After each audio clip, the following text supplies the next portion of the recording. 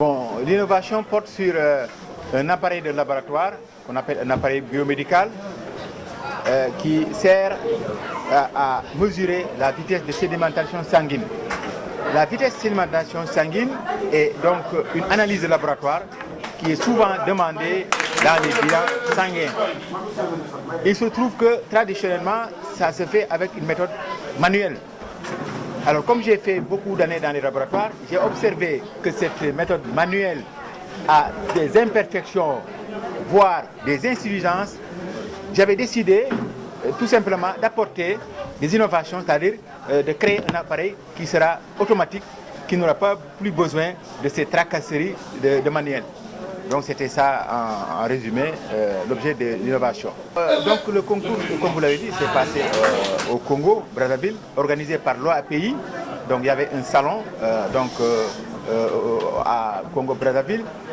Et j'ai remporté le lauréat, comme vous l'avez dit. Donc ce que je lance aux autorités, c'est tout simplement de m'aider à donc, terminer ce travail parce que c'est un prototype que je vais bricoler, comme je peux le dire.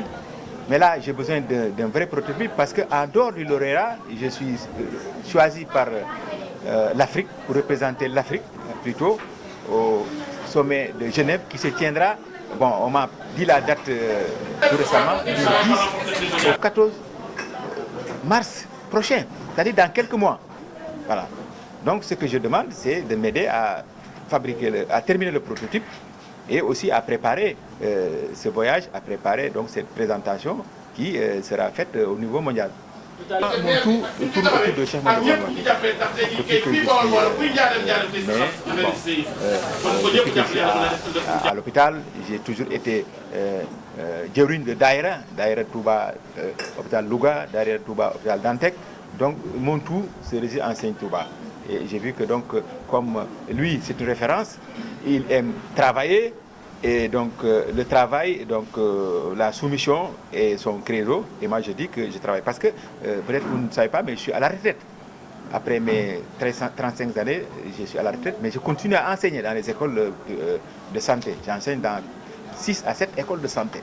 Et en même temps, je fais de la recherche parce que je veux toujours apporter du nouveau dans mon travail. Bon, c'est-à-dire quand le produit sera terminé, je voudrais vraiment pour rendre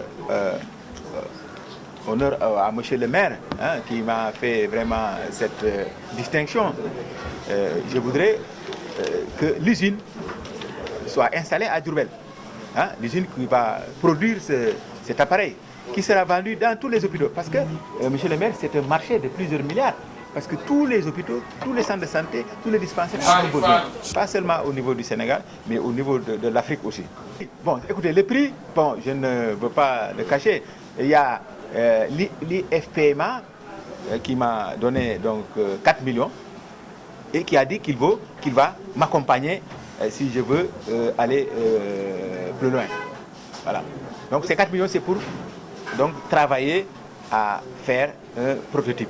Mais, disons ça, je voudrais qu'au niveau national aussi, que le suivi soit fait. Oui, c'est-à-dire que ce que j'ai dit, c'est que quand j'ai gagné le prix, et quand il a fallu me décerner le prix, c'est l'ambassadeur de la République de Mauritanie qui m'a remis le prix.